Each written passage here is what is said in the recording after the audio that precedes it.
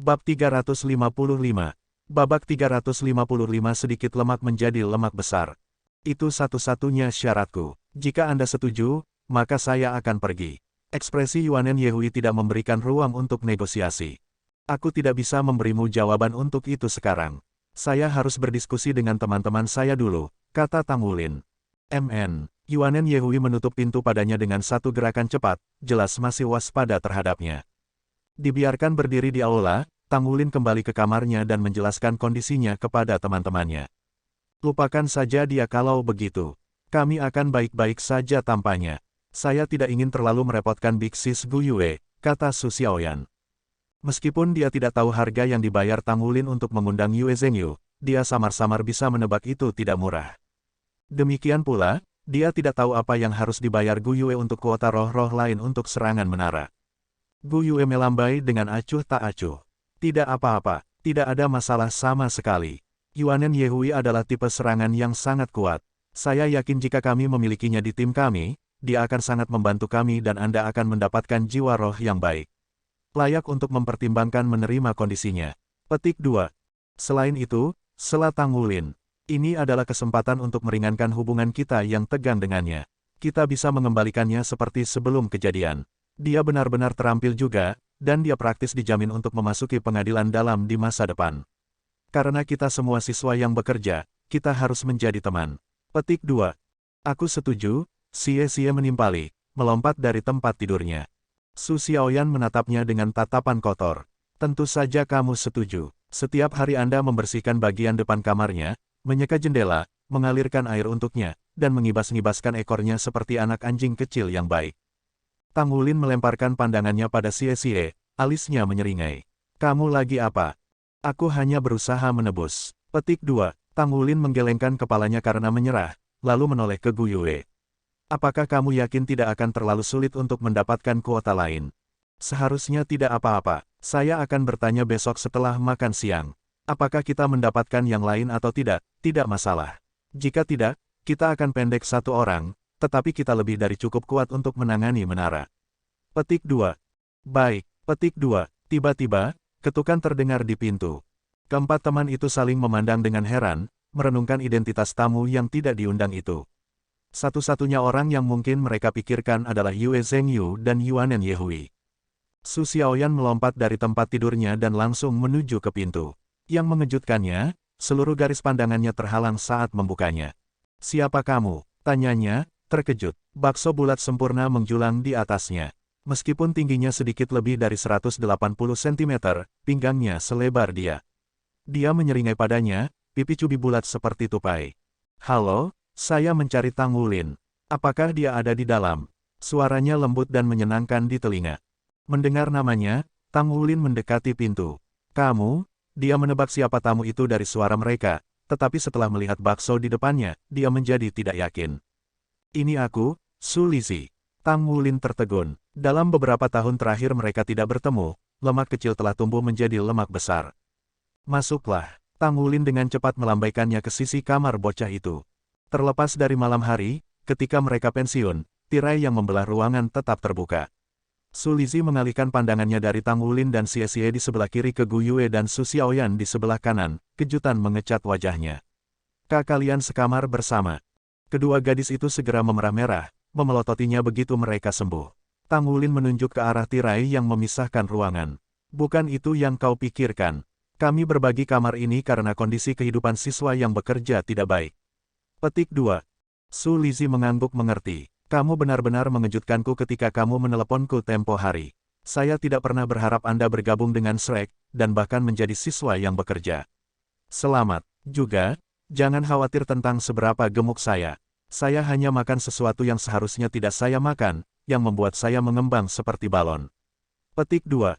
Tang Wulin telah memutuskan Su Lizhi untuk pria ketujuh mereka beberapa hari sebelumnya. Mengingat kegunaan jiwa bela diri Su Lizhi, tidak ada pilihan yang lebih baik. Sebagai seorang siswa pelataran dalam, Su Lizhi dapat diandalkan karena kemampuannya sebagai master jiwa tipe makanan. Setelah mencicipi roti Su Lizhi di masa lalu, Tang Wulin menyadari efek luar biasa mereka. Bahkan, mereka sangat bermanfaat baginya, memulihkan esensi darahnya yang habis sehingga ia bisa terus menggunakan lebih banyak kemampuan Golden Dragon King-nya. Dengan dukungan Sulizi, kekuatannya akan meningkat 30%, belum lagi bagaimana rekan timnya akan mendapat manfaat. Roda yang hilang dari mesin mereka adalah seorang master jiwa tipe dukungan murni. Tidak seperti Yuanen Yehui dan Yue Zhengyu, Sulizi telah mengambil kesempatan untuk membantu Tang Wulin tanpa ikatan. Dan hari ini, dia secara pribadi datang berkunjung.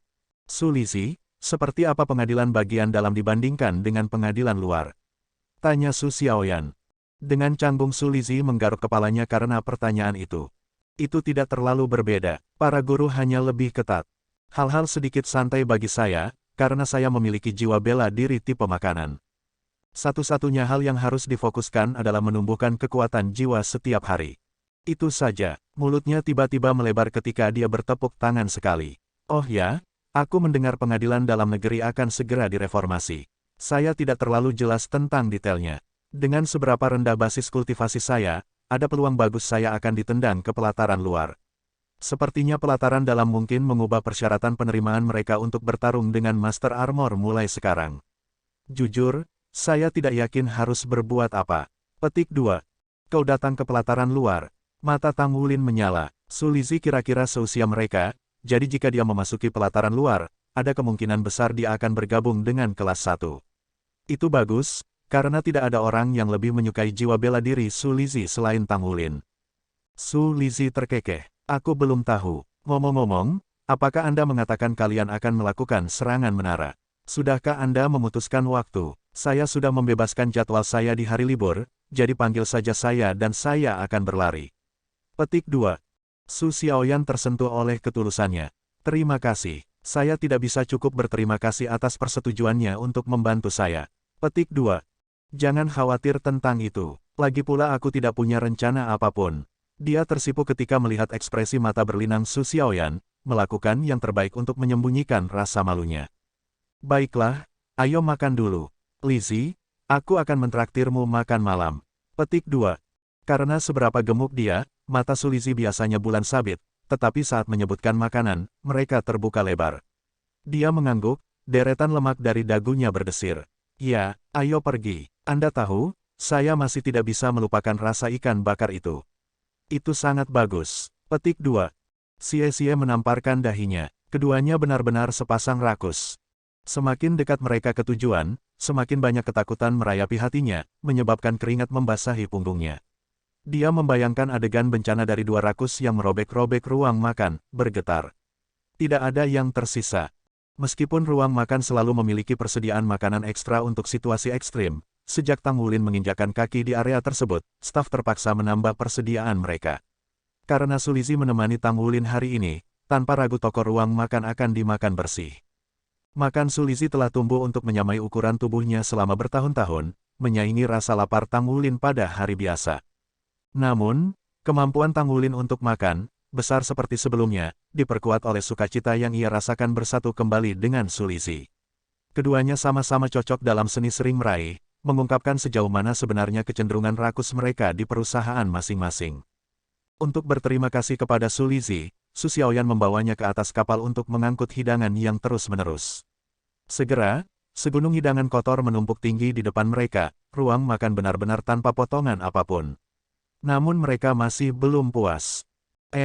Aku tidak bisa makan kenyang. Sulizi menepuk-nepuk perutnya saat dia melontarkan senyum konyol pada Tang Wulin. Tang Wulin memaksakan yang pahit.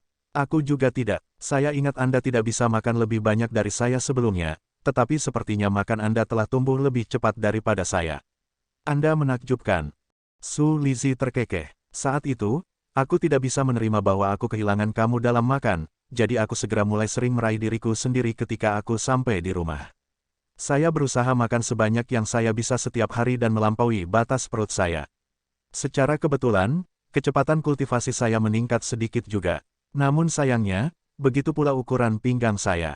Hehe, aku sangat iri padamu. Anda tidak menjadi gemuk, tidak peduli berapa banyak yang Anda isi sendiri. Petik 2.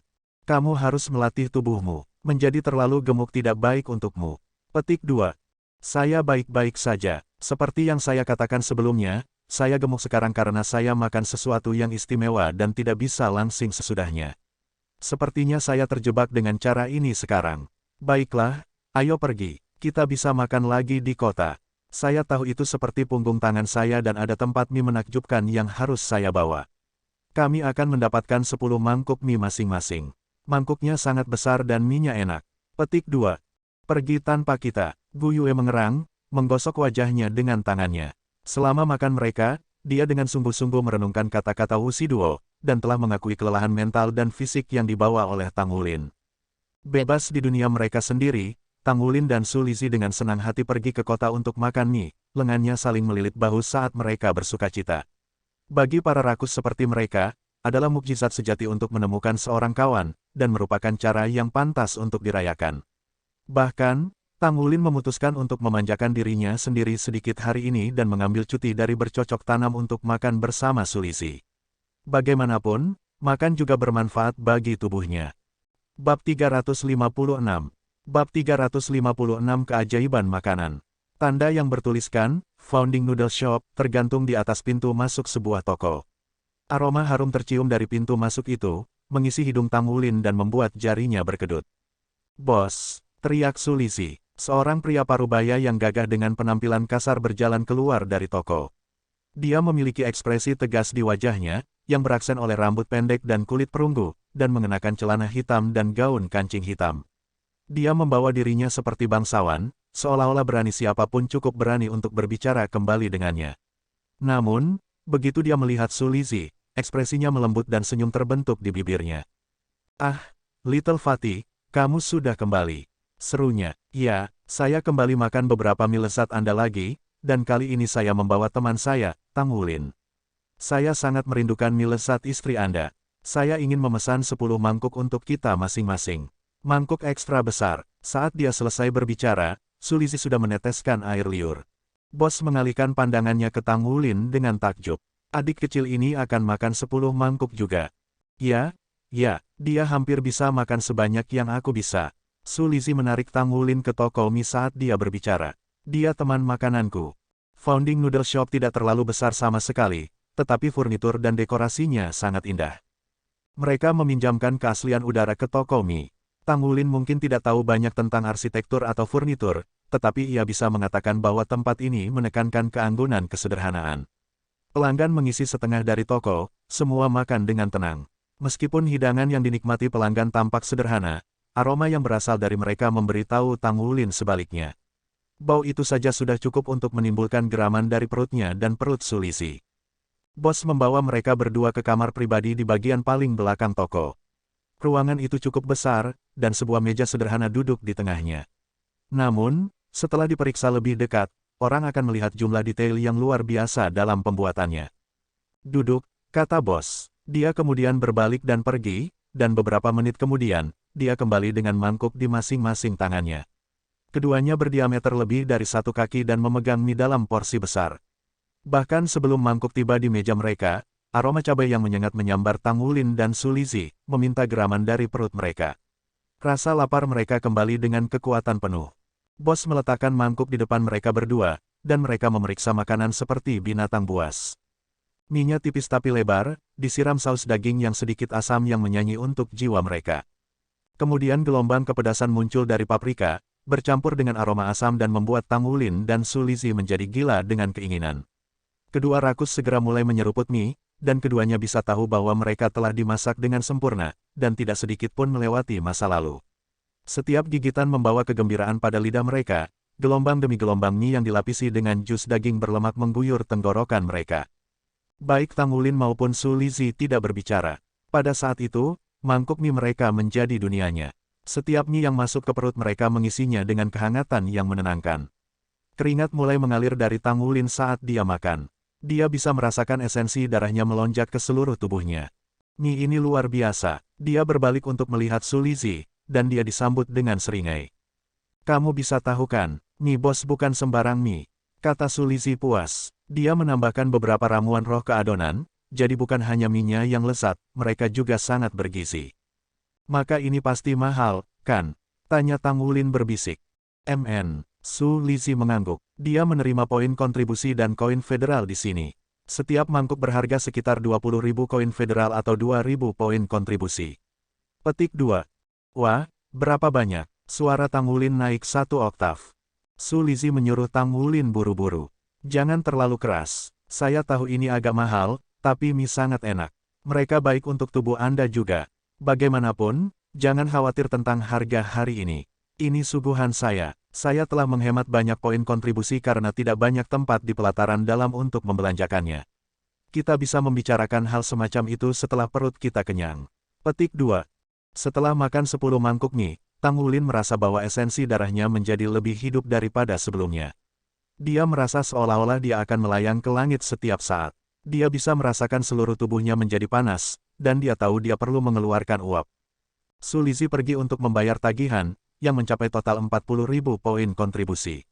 Itu jumlah yang tidak mungkin dibayangkan Tang Wulin hanya untuk makan, dan hatinya pedih ketika melihat kwitansi. Semua poin itu hanya untuk 1 kali makan. Tidak heran bos secara pribadi menerima Lizzie. Aku akan kembali dan berolahraga sedikit. Makan itu agak terlalu berat bagi saya, kata Tang Wulin dengan senyum masam. Baik, saya harus mengatakan, saya tidak percaya perut Anda melebihi perut saya lagi. Su Lizzie menepuk perutnya dengan puas, wajahnya yang montok berkeringat sedikit dari makanan mie ramuan roh. Baiklah, sampai jumpa nanti. Su Lizzie melambaikan tangan. Berbeda dengan esensi darah melatih Su Lizzie, esensi darah Tang Wulin mengamuk di sekujur tubuhnya seperti banjir. Ini menandai perbedaan yang jelas dalam cara keduanya mencerna mie. Saat Tang Wulin keluar, sang bos memberinya kartu. Di atasnya tertulis kata, pendiri, dan nomor komunikator jiwa.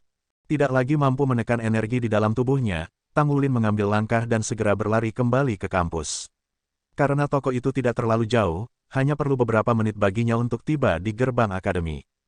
Tang Wulin berpikir esensi darahnya akan menetap selama berlari kembali, tapi bukan itu masalahnya. Sebaliknya, esensi darahnya tumbuh lebih kuat karena terus mengalir melalui tubuhnya, hampir seolah-olah mencoba melarikan diri. Tang Wulin bergegas ke hutan dekat asrama siswa yang bekerja, cahaya keemasan memancar darinya ketika cincin jiwa esensi darah emasnya mulai gelisah dan berjuang keluar dari tubuhnya. Saat cincin jiwa meninggalkan tubuhnya, sarafnya yang tegang mulai rileks, dan dia akhirnya punya ruang untuk bernapas. Esensi darahnya melonjak melalui tubuhnya seperti sungai yang menderu, mengisi setiap inci dirinya dengan panas yang nyaman. Namun, energi ini harus dilepaskan entah bagaimana. Dia mengangkat tangannya dan perlahan-lahan memindahkan mereka dalam lingkaran, membimbing esensi darahnya di sepanjang jalur naga mengejutkan surga. Karena kekuatan esensi darahnya yang berlebihan, hanya gerakan kecil ini sudah cukup untuk membentuk pusaran energi dalam dirinya.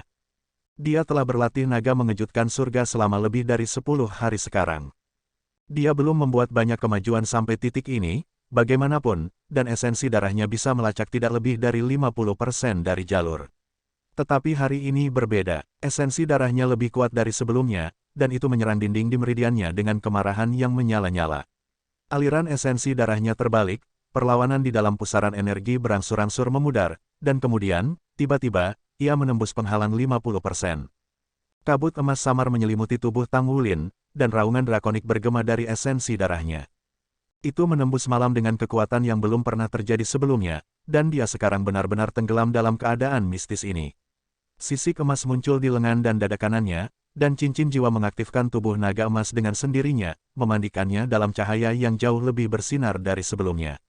Esensi darahnya mengamuk di dalam dirinya, mencuci meridian dan visceranya dengan energi mendidih ketika mengalir dari tubuhnya dan memanaskan udara di sekitarnya.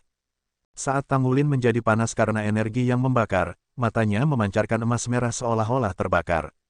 Dia mulai bergetar, meridian-meridiannya mengejang, dan energi yang mengalir darinya memaksa udara di sekitarnya menjadi badai yang berputar-putar. Rambutnya dicambuk ke belakang dalam hiruk-pikuk, pakaiannya terbakar menjadi abu, dan garis-garis emas muncul di sekujur tubuhnya, membuatnya menyerupai seekor naga muda yang bersiap untuk terbang ke langit. Bahkan ketika esensi darahnya mengamuk bersamanya dan berjuang untuk meletus ke atas, dia tetap stabil. Meskipun pakaiannya telah terbakar menjadi abu, lencana pandai besi tetap menempel di dadanya. Aura ungu putih terpancar darinya, berjuang untuk membuatnya tetap tenang. Esensi darah Tang Wulin memperoleh momentum saat lengannya bergerak semakin lambat. Semua makanan dari makanan yang dia makan telah sepenuhnya diubah menjadi esensi darah. Saat gemuruh-gemuruh naga semakin keras, tubuhnya mulai mengembang juga. Bab 357. Bab 357 sedikit gold light. Mata Tang Wulin sekarang bersinar emas cemerlang saat esensi darahnya terus melonjak ke langit. Itu dengan cepat berkembang di sepanjang jalur Dragon Shocks The Heaven, melewati angka 50% dan mencapai 60%, lalu 70%. Begitu esensi darahnya mencapai 80% dari jalur, kemacetan muncul. Tang Wulin merasa seolah seluruh tubuhnya bekerja untuk menghentikan esensi darahnya dari memajukan lebih jauh. Pusaran energi yang mengamuk di dalam tubuhnya dengan cepat meluas, tetapi berusaha sekuat tenaga, itu tidak bisa menembus penghalang di dalam dirinya. Saat perutnya menggelembung, seluruh tubuh Tang Wulin berubah menjadi emas. Tiba-tiba dia merasa sulit bernapas, seolah-olah udara semakin menipis. Rasa sakit menyiksanya, tetapi dia tidak bisa berhenti sekarang. Dia hanya bisa membiarkan esensi darahnya terus berkumpul dan menekan di perutnya. Semua esensi darah di tubuhnya bergerak dengan kekuatan jiwanya untuk berkumpul di satu tempat itu. Terlepas dari seberapa keras tubuhnya dan meridiannya, dia merasa seolah akan meledak. Tidak baik, energi saya menyimpang. Tang Wulin tahu dia telah bertindak terlalu impulsif. Esensi darahnya saat ini terlalu liar baginya untuk berlatih naga mengejutkan surga. Tindakannya jauh dari kemajuan langkah demi langkah. Dia maju dengan cepat. Sama positifnya dengan ini, itu juga menyebabkan krisisnya saat ini. Beberapa hari yang lalu, ia mengunjungi Zuoxi mencari bimbingan.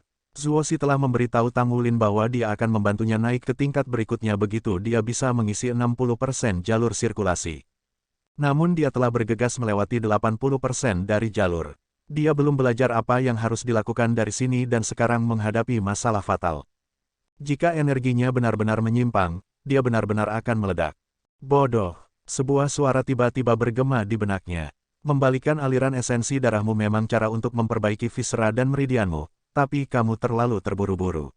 Anda belum siap untuk melakukan terobosan. Alihkan sebagian energi ke jiwa roh Anda. Petik 2. Itu adalah suara Old Tang. Sekali lagi, ia muncul pada saat yang kritis untuk menyelamatkan Tang Wulin. Jiwa roh. Betul, saya memiliki Gold Light. Atas permintaannya, Gold Light meluncur keluar dari tubuh Tang Wulin dan melilit tubuhnya. Gold Light dengan lembut menyerap sebagian esensi darah Tang Wulin, benang tipis emas meninggalkannya dan memasuki ular. Tubuh Tang Wulin dengan cepat kembali normal, dan dia tidak lagi dalam bahaya penyimpangan kultivasi. Jika esensi darahnya yang mengamuk telah menembus meridiannya dan bergerak untuk menyerang visanya, hidupnya akan berada dalam bahaya. Namun, sekarang, esensi darahnya perlahan-lahan mereda hingga ia bisa sekali lagi mengendalikan alirannya dan mengarahkannya ke seluruh tubuhnya. Kehangatan menyapu dirinya, menenangkan rasa sakitnya ketika semuanya kembali normal. Jangan jadi tidak sabar lain kali, kata Old Tang tegas. Luangkan waktu Anda dan perlahan-lahan tingkatkan tubuh Anda. Ini adalah harta yang luar biasa, yang harus Anda perhatikan dengan maju selangkah demi selangkah. Hanya dengan maju dengan kecepatan yang stabil Anda dapat bertahan. Petik 2. Dengan bahaya dihindari, Tang Wulin melayang ke kondisi meditasi yang mendalam. Matahari terbit dari cakrawala ketika dia bangun, dan tubuhnya embun lembab. Dia memperhatikan bahwa indranya lebih tajam dari sebelumnya. Kekuatan hidup flora di sekitar hutan itu tampak berlama-lama di sekitarnya, dan dia bisa mendengar suara-suara tanaman lebih jelas daripada sebelumnya. Segera setelah itu, dia merasakan kehadiran seseorang di dekatnya. Dia bahkan bisa melihat napas mereka yang mantap. Dia berbalik ke orang itu. Tidak jauh dari Tang Wulin, masih mengenakan seragam sekolahnya, Gu Yue duduk di pangkal pohon. Kakinya berorientasi ke sisinya, matanya tertutup, dan bulu matanya yang panjang basah oleh embun. Cahaya pagi yang lembut menyapu dirinya, memandikannya dalam cahaya yang menakjubkan. Meskipun dia tidak pernah menganggapnya sangat cantik di masa lalu, pada saat ini, pemandangan Gu Yue merebut hati Tang Wulin. Dia menatapnya dengan linglung, membakar adegan ini ke dalam benaknya. Lalu suara Gu Yue menjentikkannya keluar dari lamunannya. Aku terjaga, begitu, katanya. Dia perlahan membuka matanya, bertemu tatapannya dengan senyum hangat saat dia meregangkan tubuhnya. Mengapa kamu tidur di sini? Tanya Tang Wulin. Kamu tidak kembali ke asrama tidak peduli seberapa larutnya, jadi aku datang ke sini mencarimu. Ketika saya melihat bahwa Anda sedang dalam meditasi, saya tidak ingin mengganggu Anda, jadi saya pergi tidur. Dia berbicara seolah-olah ini adalah hal yang wajar untuk dilakukan. Tang Wulin berjalan mendekatinya dan mengacak-acak rambutnya. Ayo pergi, sudah waktunya untuk sarapan. Dia ingin mengucapkan terima kasih, tetapi untuk beberapa alasan dia tidak bisa mengerti, dia tidak ingin mengucapkan kata-kata. Setelah mereka kembali ke asrama, Tang Wulin keluar dari rutinitas hariannya dan tidak berlatih mata setan ungunya. Sebagai gantinya, dia cepat mandi, sarapan, pergi ke kelas, lalu makan siang ketika kelas selesai. Setelah makan siang, Gu Yue pergi ke pagoda roh sementara yang lain mempraktikkan profesi mereka. Itu adalah hari yang normal dan sibuk bagi mereka. Saat malam tiba, Gu Yue kembali, dan dia membawa kabar baik bersamanya. Pagoda roh telah memberi mereka kuota kedua. Wow, pagoda roh sangat murah hati. Xie berseri-seri saat dia mengacungkan jempol. Wajahnya yang memar hampir sembuh total. Dengan kondisi Yuanen Yehui terpenuhi, mereka sekarang bisa menganggapnya sebagai kawan dalam serangan menara dan semua lebih percaya diri karenanya. Kalau begitu aku akan memberitahunya, kata Tang Wulin.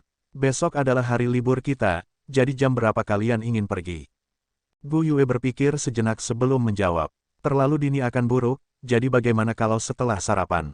Kedengarannya bagus untukku, jawab Tang Wulin.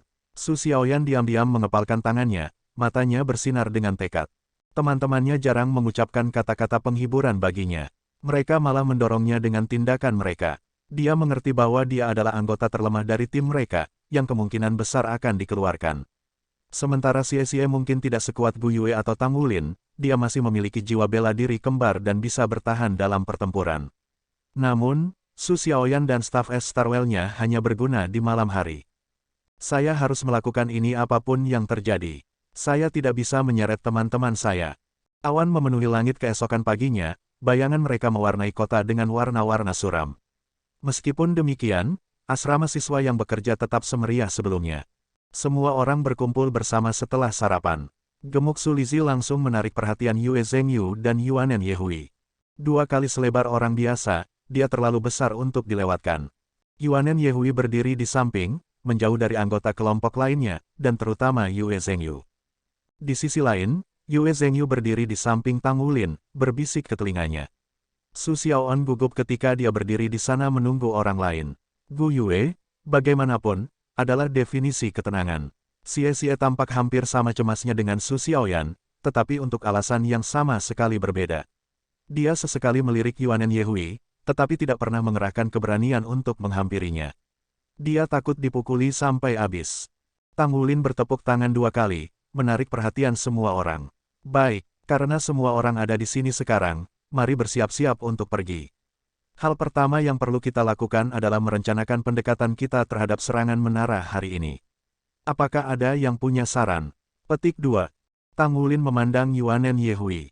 Dia yang terkuat di antara mereka semua dan bukan anggota tim Tang Wulin yang biasa. Yuanen Yehui menggelengkan kepalanya. Aku tidak punya. Saya akan melakukan apapun yang Anda suruh saya lakukan. Kalian hanya perlu membantuku terus memanjat menara setelah Su Xiaoyan mendapatkan jiwa rohnya. Petik 2. Tidak masalah. Tang Wulin menoleh ke Yue Zhengyu. Bagaimana dengan kamu?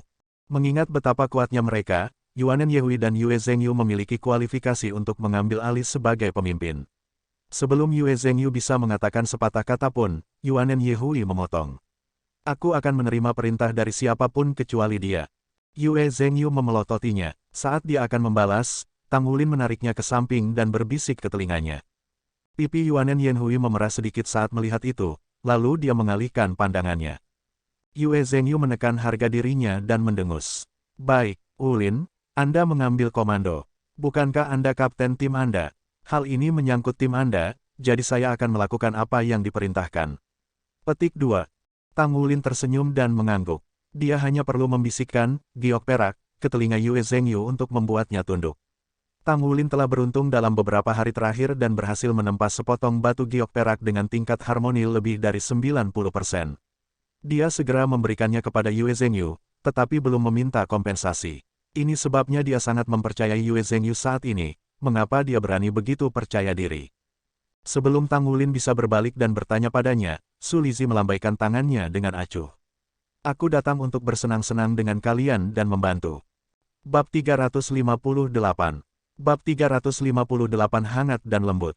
Meskipun Su Lizi berdiri di samping seperti domba yang tidak berbahaya, baik Yuanen Yehui maupun Yue Zhengyu tidak berani memandang rendah dirinya. Alasannya sederhana, lencana di sabuknya yang tertulis, Shrek Academy, berwarna merah. Mereka berdua memahami pentingnya warna itu. Itu adalah tanda dari seorang siswa pelataran dalam. Dia adalah salah satu jenius yang berdiri di puncak benua, ditakdirkan untuk menjadi Master Armor Tempur. Tang Wulin tidak mempertanyakan salah satu dari ketiga temannya, hanya mengangguk pada mereka sebagai gantinya. Baik, saya akan memimpin tim itu. Xie adalah satu-satunya tipe agility kami. Kami memiliki 3 jenis serangan, Yuanen Yehui, Yue Zhengyu, dan saya. Yuanen Yehui akan diposisikan di tengah, dan Yue Zhengyu dan aku akan mendukungnya di sisinya. Gu Yue akan mendukung saya dengan kontrol dan serangan jarak jauh. Last but not least, Xiaoyan akan menjadi pendukung api backlane kami. Petik 2. Semua orang mengangguk, bukan percikan hadiah yang berbeda. Karena mereka adalah tim 7 orang yang disatukan pada menit terakhir, mereka harus mengandalkan kekuatan kasar untuk memanjat menara. Untungnya bagi mereka, Yuanen Yehui ada di tim mereka. Kekuatan serangannya sebanding dengan beberapa master jiwa di level cincin yang sama. Selain itu, Yue Zhengyu dan Tang Wulin juga ikut. Meskipun Tang Wulin bukan pertandingan mereka dalam kekuatan keseluruhan, ia bisa berdiri sejajar ketika datang ke kekuatan ledakan. Selain itu, dia juga bertanggung jawab untuk memimpin tim dan mengendalikan medan perang. Dia mempertimbangkan sisa timnya. Gu Yue adalah es tersembunyi mereka. Diberi cukup waktu untuk mengisi daya, dia bisa melepaskan serangan unsur guntur dari jauh. Sebaliknya, Su Xiaoyan mahir dalam menciptakan dan memanfaatkan celah, keterampilan yang telah diasahnya dari sifat jiwa bela dirinya. Sebagai tipe agility, Xie juga tidak bisa dianggap enteng. Lalu ada Su Lizhi sebagai dukungan mereka. Di bawah pengaruh jiwa bela diri jenis makanannya, kekuatan pertempuran Tang Wulin meningkat 30%. Untuk saat ini, ia hanya tahu tentang pemulihan Pok Bun Su Lizhi, sisa arsenalnya sebuah misteri. Apapun itu, kombinasi kekuatan mereka membentuk tim 7 orang yang luar biasa. Ayo pergi. 7 rekan satu tim berangkat ke gerbang kampus. Sebelum Tang Wulin memanggil taksi, sebuah van bisnis mewah berhenti. Pintu ke sisi pengemudi terbuka, kepala pelayan Yue Zhengyu melangkah keluar untuk membuka sisi penumpang bagi mereka. Mengedipkan Yue Zhengyu diacungi jempol, Tang Wulin berbalik untuk menghadapi anggota tim lainnya. Masuklah. Petik 2. Yue Zhengyu duduk di depan dan sisanya beringsut ke 6 kursi di belakangnya. Biasanya, 6 kursi akan lebih dari cukup ruang untuk dikendarai dengan nyaman, tetapi kegemukan Su Lizhi menempati 1,5 kursi. Tang Wulin duduk di barisan tengah, bersarang di antara Su Lizhi dan Gu Yue. Yuanen Yehui dan Su Xiaoyan menjepit Xie di barisan belakang. Itu memaksanya duduk berdampingan dengan Yuanen Yehui. Jantungnya berdetak kencang di dadanya, pikirannya tidak bisa melupakan pemandangan terlarang yang telah dia saksikan.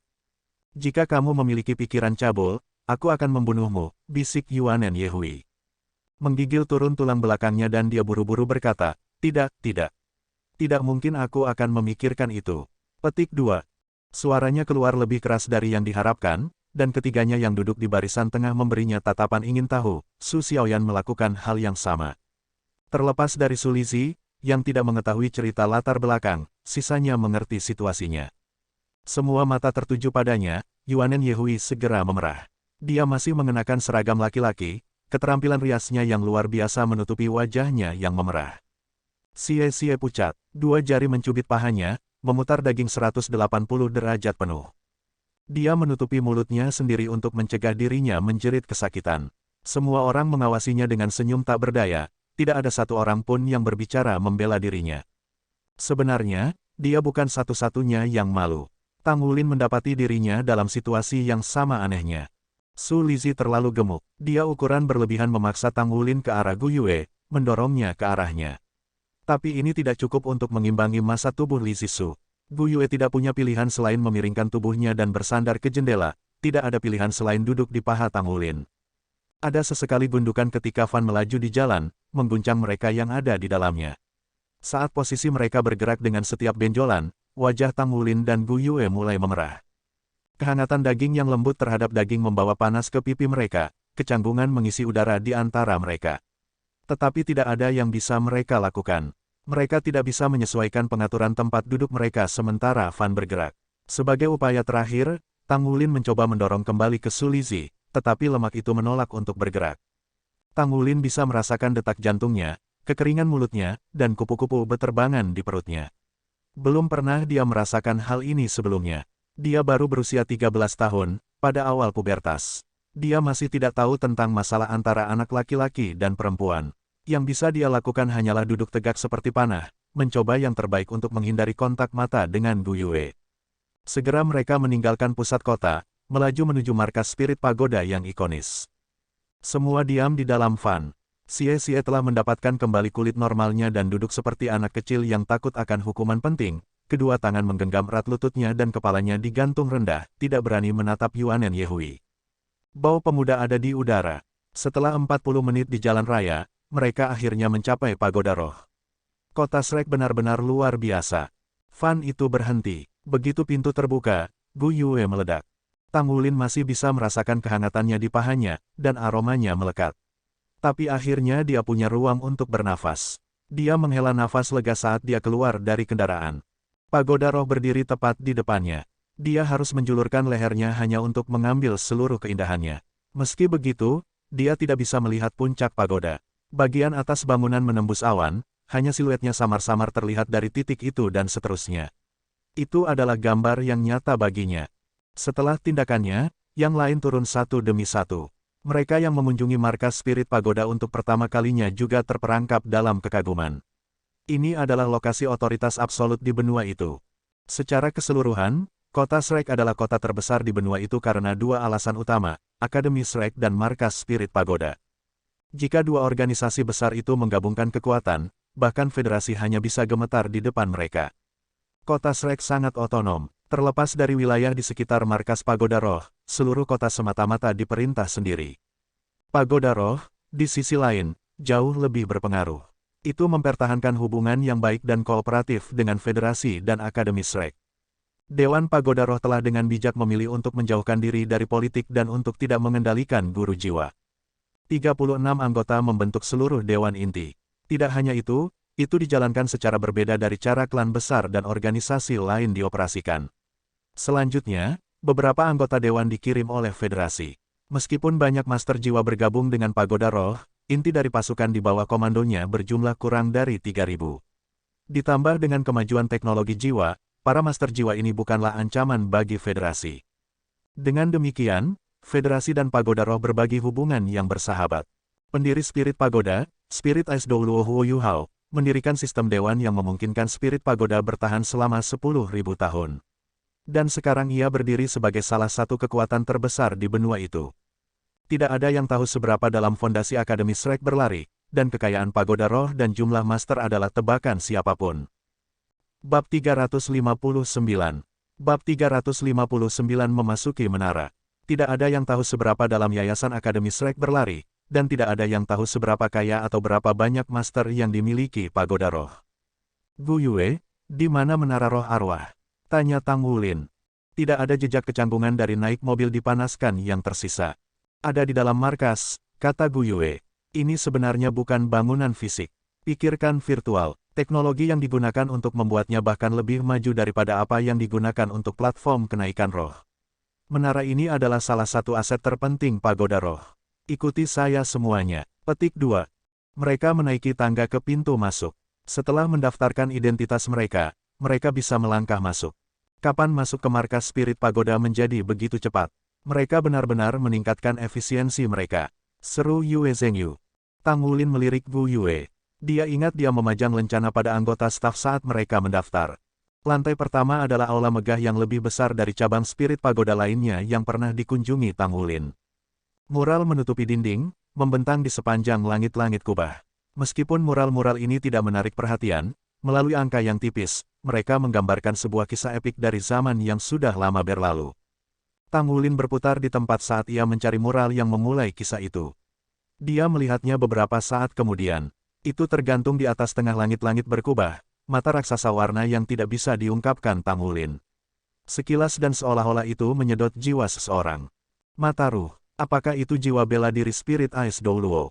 Setiap mural di markas Spirit Pagoda menggambarkan pemandangan dari legenda Spirit Ice Douluo. Tang Wulin dapat melihat Akademi Shrek di antara karya seni. Ini tidak mengejutkannya karena The Ice Douluo awalnya adalah seorang siswa Akademi Shrek. Mural mencatat semua prestasi besarnya. Muralnya indah. Lihat, itu istri Spirit Ice Douluo, Dragon Butterfly Tang Wutong. Su Xiaoyan menunjuk ke sebuah mural.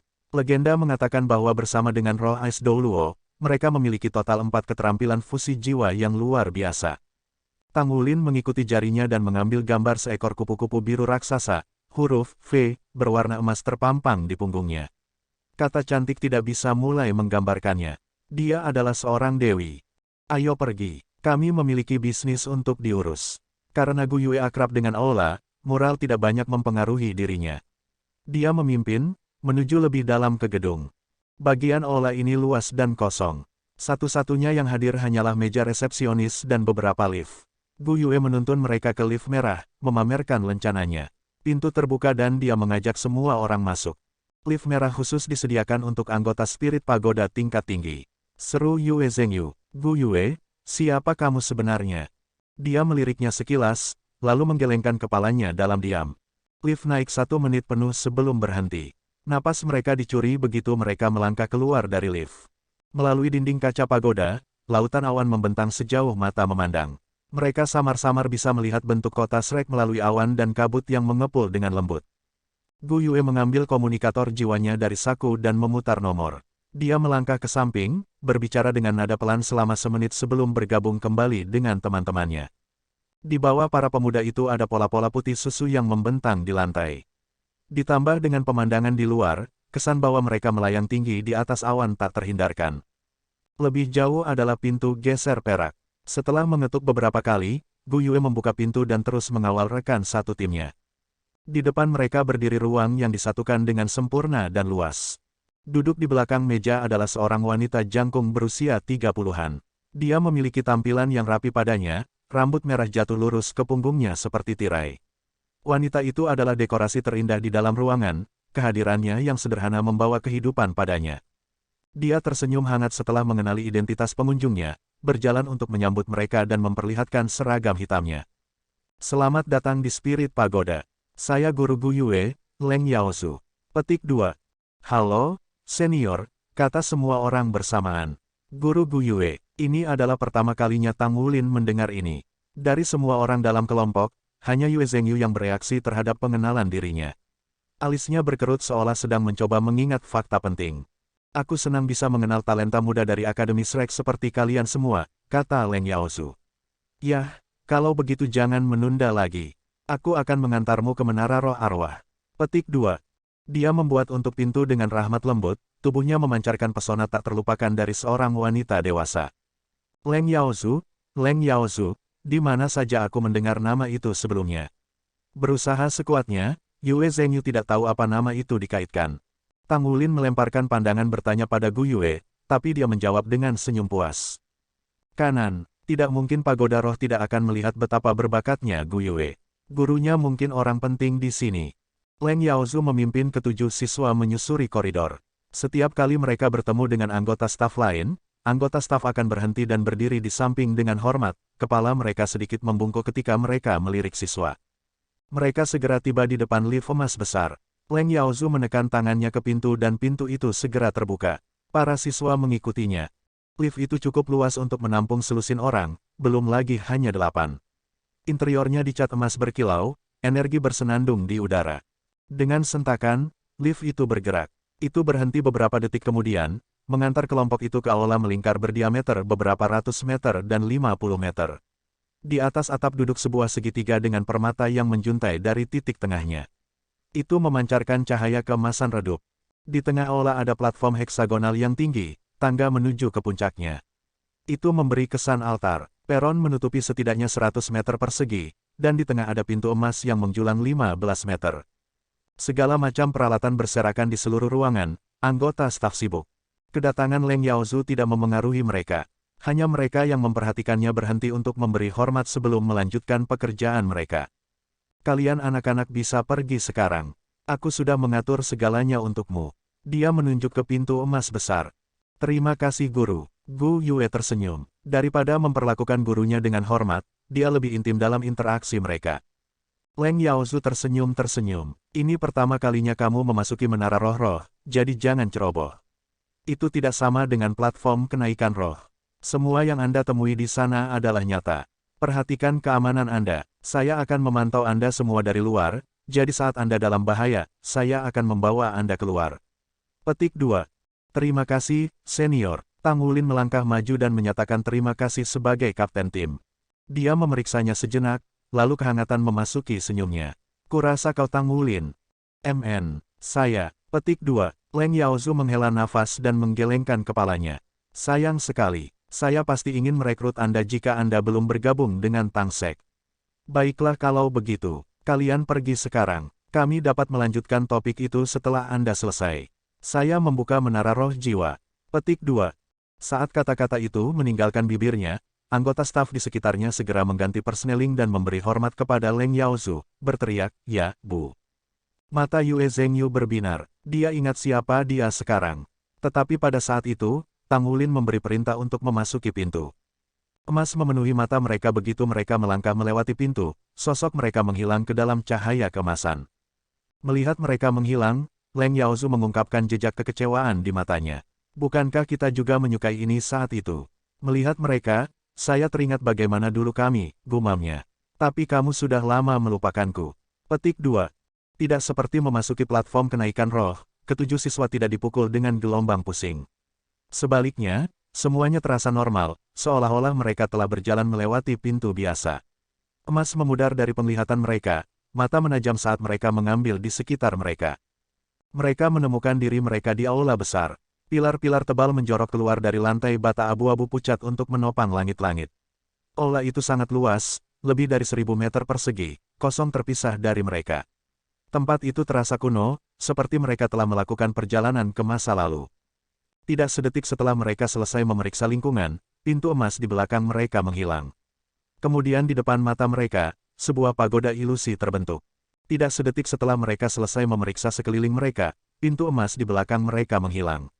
Kemudian, tepat di depan mata mereka, sebuah pagoda ilusi terbentuk, lapisan demi lapisan berputar-putar menjadi ada. Bab 360. Babak 360 mengisi daya melalui menara. Segera setelah itu benar-benar terbentuk, pagoda roh ilusi menghilang, dan beberapa saat kemudian, aula kosong lagi. Berbentuk segi 8, aula memiliki diameter setidaknya 300 meter. Tim 7 orang Tang Wulin berdiri di tengah aula.